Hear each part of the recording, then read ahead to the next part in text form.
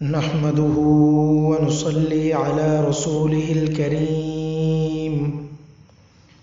أما بعد، فأعوذ بالله من الشيطان الرجيم. بسم الله الرحمن الرحيم. يا أيها الذين آمنوا اجتنبوا كثيرا من الظن إن بعض الظن إثم ولا تجسسوا ولا يغتب بعضكم بعضا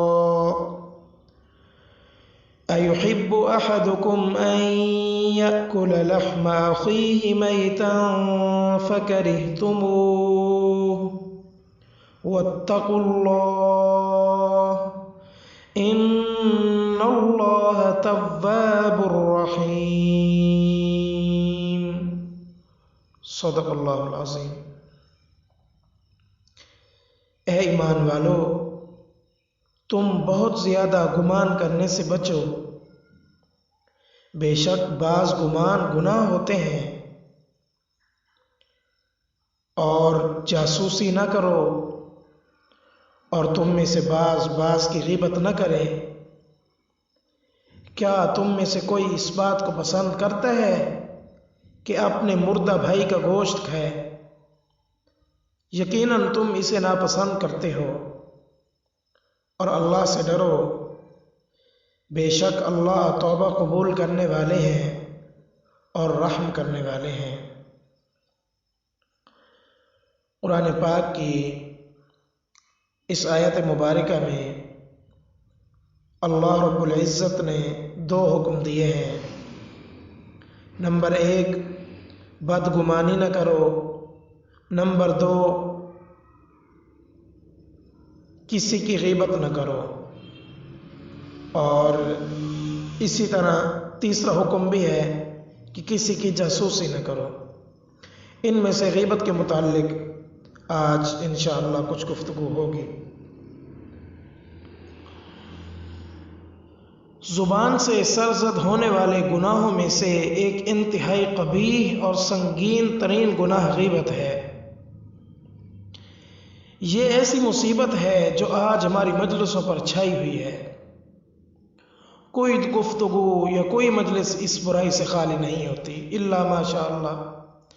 جو اللہ کے نیک لوگ ہیں ان کی گفتگو یا ان کی مجالس ان باتوں سے خالی ہوتی ہے. لیکن اکثر طور پر یہی حال ہے کہ ہم جب بھی گفتگو کرتے ہیں یا کسی مجلس کے اندر بیٹھتے ہیں تو کسی نہ کسی کی غیبت تو ضرور ہی ہو جاتی ہے. احادیث میں اس گناہ پر بڑی سخت وعیدات آئی ہیں، اور قرآن پاک نے تو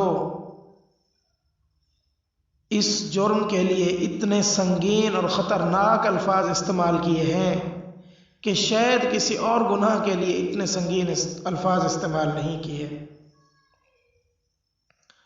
چنانچہ قرآن پاک میں اللہ نے ارشاد فرمایا وَلَا يَغْتَبْ بَعْضُكُمْ بَعْضًا، کہ اے لوگو تم آپس میں ایک دوسرے کی غیبت نہ کیا کرو. أَيُحِبُّ أَحَدُكُمْ أَن يَأْكُلَ لَحْمَ أَخِيهِ مَيْتًا فَكَرِهْتُمُوهُ، کیونکہ یہ تمہارا غیبت کا عمل ایسے ہی ہے جیسے مردہ بھائی کا گوشت کھانا. کیا تم میں سے کوئی اس بات کو پسند کرتا ہے کہ اپنے مردہ بھائی کا گوشت کھائے؟ یقیناً تم اس کو ناپسند کرتے ہو. جب تم اپنے مردہ بھائی کا گوشت کھانا ناپسند کرتے ہو تو اسی طرح غیبت کو بھی ناپسند کرو اور غیبت بھی نہ کرو. غور فرمائیں کہ غیبت کی کتنی شناعت بیان فرمائی ہے. ایک تو انسان کا گوشت کھانا اور آدم خور بن جانا، یہ بھی کتنی بڑی شناعت اور قباحت کی بات ہے. اور پھر انسان بھی اپنا بھائی، اور پھر بھائی بھی کون سا؟ مردہ. جیسے یہ جرم سنگین ہے، بالکل اسی طرح غیبت کرنا بھی سنگین ترین جرم ہے. اگر کوئی ہمارے سامنے کسی مردار کا گوشت رکھے اور کہے کہ یہ گوشت کھاؤ تو ہمیں کتنا غصہ آئے گا اس پر کہ کیسا بے وقوف آدمی ہے جو مردار گوشت کے بارے میں ہمیں کہتا ہے کہ کھاؤ. اس وقت ہمیں غصہ آتا ہے. تو کیا جب ہم کسی کی غیبت کر رہے ہوتے ہیں اس وقت یہ مردار گوشت نہیں کھا رہے ہوتے جس کو قرآن پاک نے کہا ہے؟ اس وقت ہمیں غصہ کیوں نہیں آتا؟ اور ہم اگر اپنے مردہ بھائی کے گوشت کھانے کو ناپسند کرتے ہیں تو غیبت کو ناپسند کیوں نہیں کرتے؟ اس پر غور کرنے کی ضرورت ہے. اب غیبت کی تعریف کیا ہے؟ غیبت کہتے کسے ہیں؟ تو وہ بھی حدیث پاک میں آتی ہے. ایک صحابی نے عرض کیا یا رسول اللہ صلی اللہ علیہ وسلم مل غیبہ، غیبت کیا چیز ہے؟ آپ نے ارشاد فرمایا ذکرک اخاک بما یکرہ، تم اپنے بھائی کا پیٹھ پیچھے ایسا تذکرہ کرے جو اس کو ناپسند ہو. پھر صحابی نے عرض کیا یا رسول اللہ صلی اللہ علیہ وسلم ان کان فی اخی ما اقول، اگر جو بات میں کہہ رہا ہوں وہ میرے بھائی کے اندر موجود ہے تو پھر بھی غیبت ہے. یعنی ایک شخص میں کوئی برائی موجود ہے اس کا ہم تذکرہ کر رہے ہیں تو کیا یہ بھی غیبت ہے؟ حضور نے فرمایا یہی تو غیبت ہے کہ آپ کے بھائی میں کوئی برائی پائی جا رہی ہے، اس کو آپ اس کی پیٹھ پیچھے بیان کرتے ہیں، یہی تو غیبت ہے. اور اگر آپ کوئی ایسی اس کی برائی بیان کرتے ہیں جو اس کے اندر پائی ہی نہیں جاتی تو یہ تو بہتان ہے جس کا گناہ غیبت سے بھی زیادہ سخت ہے. تو اس حدیث پاک میں حضور علیہ الصلوۃ والسلام نے خود غیبت کی تعریف بیان فرما دی ہے کہ غیبت کہتے ہیں کہ کسی مسلمان کے پیٹھ پیچھے اس کا غلط اور برا تذکرہ کرنا. احادیث میں اس کی بہت مذمت آئی ہے. مثلا ایک حدیث پاک ہے حضرت انس بن مالک رضی اللہ تعالیٰ عنہ سے روایت ہے، فرماتے ہیں قال رسول اللہ صلی اللہ علیہ وسلم، حضور صلی اللہ علیہ وآلہ وسلم نے ارشاد فرمایا لما عرج بی مررت بقوم لهم اظفار من نحاس، کہ جب مجھے معراج کرایا گیا تو میں ایک ایسی قوم پر گزرا جن کے تانبے کے ناخن تھے، یخمشون بها وجوہہم وصدورہم، ان ناخنوں سے وہ اپنے چہروں کو اور اپنے سینوں کو نوچ رہے تھے. فقلت من هؤلاء یا جبرائیل، میں نے کہا اے جبرائیل یہ کون لوگ ہیں جو خود اپنے ناخنوں سے، ناخن بھی تانبے کے، اپنے چہروں کا اور سینوں کا گوشت نوچ رہے ہیں، یہ کون بدبخت ہیں؟ قال هؤلاء الذين يأكلون لحوم الناس ويقعون في أعراضهم، حضرت جبرائیل امین نے فرمایا کہ یا رسول اللہ صلی اللہ علیہ وسلم یہ وہ لوگ ہیں جو دوسرے لوگوں کا گوشت کھاتے ہیں، یعنی غیبت کرتے ہیں، کیونکہ غیبت کرنا یہ مسلمان بھائی کا گوشت کھانا ہے. یہ وہ لوگ ہیں جو دوسرے لوگوں کا گوشت کھاتے ہیں اور ان کی عزتوں پر حملے کرتے ہیں. کتنا سخت عذاب ہے، کتنا سخت وبال ہے اس گناہ کا. اسی طرح ایک اور حدیث پاک میں حضور علیہ الصلوۃ والسلام نے ارشاد فرمایا الغیبت اشد من الزنا، کہ یہ غیبت زنا سے بھی زیادہ سخت ہے. کیوں زنا سے بھی سخت؟ اس لیے کہ زنا میں جو شخص مبتلا ہوگا اگر کبھی اس کے دل میں شرمندگی اور ندامت پیدا ہوگی تو وہ معافی مانگ لے گا اور امید ہے اللہ اس کو معاف کر دیں گے. لیکن یہ غیبت والا گناہ تو ایسا ہے کہ جب تک جس کی غیبت کی ہے وہ معاف نہ کرے اس وقت تک یہ گناہ معاف نہیں ہوتا. اور جو شخص زنا کرتا ہے وہ دل میں سمجھ رہا ہوتا ہے کہ میں برا کام کر رہا ہوں، اس کے دل میں کبھی نہ کبھی شرمندگی پیدا ہو جائے گی. لیکن جو شخص غیبت کرتا ہے وہ تو اس کو برا ہی نہیں سمجھتا، بلکہ اس کو تو لوگ اپنا فن سمجھتے ہیں کہ فلاں شخص کی زبان سے تو کوئی محفوظ نہیں رہتا، وہ تو بڑا بلیار ہے، وہ تو جب کسی پر بات کرتا ہے تو اس کا کچھ نہیں چھوڑتا. لوگ فخر کے طور پر بیان کرتے ہیں. جو کام آدمی فخر کے طور پر کر رہا ہو اس پر شرمندگی اور ندامت کب ہوگی؟ تو اس اعتبار سے یہ جو غیبت ہے اس کا گناہ زنا سے بھی زیادہ سخت ہے. ایک اور حدیث پاک میں حضور علیہ الصلوۃ والسلام نے ارشاد فرمایا کہ جو لوگ غیبت کرنے والے ہوں گے ان کو پل صراط پر روک لیا جائے گا۔ بظاہر تو انہوں نے بڑے بڑے اچھے اچھے عمل کیے ہوں گے، نمازیں پڑھی ہوں گی، روزے رکھے ہوں گے، حج کیے ہوں گے، قرآن پاک کی تلاوت کی ہوں گی، بڑے اچھے اچھے اعمال ہوں گے، لیکن ان کو پل صراط پر روک لیا جائے گا۔ ان سے کہا جائے گا اس وقت تک تم آگے نہیں جا سکتے جب تک کہ جن کی تم نے غیبت کی ہے ان سے معافی نہ مانگ لو اور وہ تمہیں معاف نہ کر دیں۔ جب تک وہ تمہیں معاف نہیں کرتے اس وقت تک تم آگے نہیں جا سکتے۔ ہاں، کامل مسلمان ہونے کے لیے صرف نماز، روزے، تلاوتیں، صدقہ خیرات یہ ضروری نہیں ہے، حقوق العباد کا بھی خیال رکھنا پڑتا ہے۔ آج ہم نے حقوق اللہ کی ادائیگی کو دین سمجھا ہوا ہے کہ دین صرف یہی ہے، اس میں کوئی شک نہیں کہ دین کا بہت بڑا حصہ حقوق اللہ پر مشتمل ہے، نماز روزے پر مشتمل ہے، لیکن حقوق العباد بھی دین میں شامل ہیں، اور آدمی جب تک حقوق العباد کی ادائیگی نہیں کرتا اس وقت تک وہ کامل مسلمان نہیں ہو سکتا۔ اس لیے تو حضور علیہ السلام نے فرمایا ہے کہ کامل مسلمان وہ ہے جس کے ہاتھ اور زبان سے دوسرا مسلمان محفوظ رہے۔ یہ غیبت زبان سے ہی تو ہوتی ہے، تو جو شخص غیبت کرتا ہے اس کی زبان سے دوسرے مسلمان کی عزت محفوظ نہیں ہے، وہ اس بات کا اس کو حق نہیں ہے کہ وہ اپنے آپ کو کامل مسلمان کہلائے۔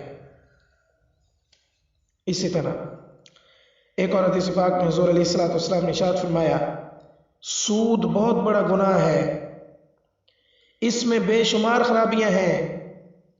سود کا ادنا گناہ ایسا ہے جیسے نعوذ باللہ نعوذ باللہ نعوذ باللہ کوئی شخص اپنی ماں سے بدکاری کرے، کتنی وعید ہے سود پر۔ پھر یہ سود کی قباحت کو بیان کرنے کے بعد حضور نے ارشاد فرمایا سب سے بدترین سود یہ ہے کہ کوئی شخص اپنے مسلمان بھائی کی آبرو ریزی کرے، یہ سب سے بدترین سود ہے، وہ ہے کہ اس کا گناہ سود سے بھی بڑھ کر ہے۔ تو اس اعتبار سے دیکھیں کہ غیبت کا گناہ کتنا زیادہ ہے، ہمارے تصور سے بھی زیادہ ہے۔ تو یہ تو چند احادیث تھیں جو میں نے آپ کے سامنے پیش کی ہیں، اس کے علاوہ بھی نہ جانے کتنی ایسی احادیث ہیں جن کے اندر اس گناہ کی مذمت، اس کی قباحت اور اس کی شناعت کو بیان کیا گیا ہے۔ البتہ بعض مواقع ایسے ہیں جن کو شریعت نے مستثنا قرار دیا ہے، ان کے اندر غیبت کرنا جائز ہے، کیونکہ وہ غیبت بظاہر شکل اور صورت کے اعتبار سے تو غیبت ہوتی ہے لیکن حقیقت میں غیبت نہیں ہوتی، تو شریعت نے ان مواقع میں غیبت کرنے کو جائز قرار دیا ہے۔ مثلا کسی کے شر سے بچانے کے لیے غیبت کرنا، مثال کے طور پر کوئی شخص منصوبہ بنا رہا ہے کہ فلاں آدمی کے پاس ہم جا کر چوری کریں گے، اس پر ڈاکہ ڈالیں گے یا اس کو کسی قسم کا نقصان پہنچائیں گے، یہ مشورہ ہو رہا ہے، یہ منصوبہ بن رہا ہے اس کو جو ہے نقصان پہنچانے کا۔ اب اگر کوئی شخص اس کا یہ منصوبہ جا کر اگلے شخص کو بتا دیتا ہے کہ فلاں آدمی تو آپ کے بارے میں یہ منصوبہ بنا رہا ہے، تو یہ غیبت میں شامل نہیں ہے۔ اس نے اس منصوبہ بنانے والے کی کوئی برائی بیان نہیں کی، اس لیے کہ اگلے آدمی کو نقصان سے بچانا تو ضروری ہے، اس نے تو حقیقت میں اس کو نقصان سے بچانے کی کوشش کی ہے، اگلے آدمی کو اس کی غیبت تو نہیں کی، اس لیے اس طرح کے مواقع میں غیبت کی اجازت ہے۔ اسی طرح کوئی شخص دوسرے شخص کی قتل کا منصوبہ بناتا ہے کہ فلاں آدمی کو ہم فلاں وقت میں جا کر قتل کر دیں گے، اب جو آدمی اس کا یہ منصوبہ سن رہا ہے اس پر واجب ہے کہ اگلے شخص کو بتائے، کیونکہ اس کی مسلمان کی جان بچانا فرض ہے، واجب ہے۔ اب اگر یہ شخص اس دوسرے کو جا کر کہتا ہے کہ فلاں شخص آپ کے قتل کا منصوبہ بنا رہا ہے، تو اب یہ غیبت نہیں ہے، یہ جائز ہے۔ اسی طرح کوئی شخص علی اعلان گناہ کرتا ہے، علانیہ طور پر، مثلا کوئی سود خور ہے، علانیہ طور پر سود کھاتا ہے کھلم کھلا، یا شراب پیتا ہے یا بدکاری کرتا ہے کھلم کھلا، اس کی اگر کوئی شخص برائی بیان کرتا ہے تو یہ بھی برائی نہیں ہے۔ مثال کے طور پر ایک شخص अलल एलान सूद खोर है। एक तो है कि खुफिया खुफिया सूद खाता है, वो नहीं। एक अलल एलान खुल्लम खुल्ला बगैर किसी शर्म हया के सूद खाता है या शराब पीता है। अब अगर कोई शख्स इसके बारे में मजलिस में जाकर कहे कि फ़लाँ आदमी तो शराब पीता है, फ़लाँ आदमी तो सूद खोर है, ये भी ग़ीबत के अंदर शामिल नहीं है। क्योंकि इसका बताने का मकसद ये है कि फ़लाँ आदमी बड़ा सूद खोर है, बड़ा शराबी है, तुम्हें चाहिए कि तुम उससे बचो और तुम ये बुराई ना करो। तो ये बाज़ मवाक़े ऐसे हैं जिनको शरीयत ने मुस्तस्ना करार दिया है। आखिरी बात, अब ग़ीबत का कफ़ारा क्या है? अगर किसी शख्स से ये अजीम जुर्म सरज़द हो चुके हैं तो उसका कफ़ारा क्या है? उलमाए किराम फरमाते हैं अगर किसी की ग़ीबत की है और वो शख्स ज़िंदा है तो उससे जाकर माफ़ी मांगनी चाहिए। बताना ज़रूरी नहीं है कि मैंने आपकी फ़लाँ फ़लाँ जगह पर इन अल्फाज के साथ ग़ीबत की है, नहीं, बस यही जाकर कह दे कि भाईजान मैंने आपके बारे में कुछ गलत बातें कह दी थी, आपकी ग़ीबत कर दी थी, आप बराए मेहरबानी अल्लाह की रज़ा के लिए मुझे माफ़ कर दें। तो अगर वो शख्स ज़िंदा है तो उससे जाकर माफ़ी मांगे। जब तक वो माफ़ नहीं करेगा उस वक्त तक ये गुनाह माफ़ नहीं होगा। और अगर वो शख्स ऐसा है जिसकी ग़ीबत की है कि वो अब फौत हो चुका है, इस दुनिया में नहीं रहा, अब उससे माफ़ी तो नहीं मांगी जा सकती। अब उसका तरीका ये है कि ये ग़ीबत करने वाला उसके बारे में दुआए मग़फ़िरत करे और अल्लाह से अपने इस जुर्म की माफ़ी मांगे और उस मरहूम की तरफ से जिसकी ग़ीबत की थी और वो फौत हो चुके हैं कुछ सदका खैरात कर दे। जब ये अमल करेगा तो अल्लाह ताला की रहमत से कामिल उम्मीद है कि अल्लाह ताला इसकी इस कबीह ग़ीबत वाले गुनाह को मुआफ़ फरमा देंगे। दुआ है कि अल्लाह रब्बुल इज़्ज़त हमें इस गुनाह से बचने की तौफ़ीक नसीब फरमाए। वमा अलैना इल्लल बलाग।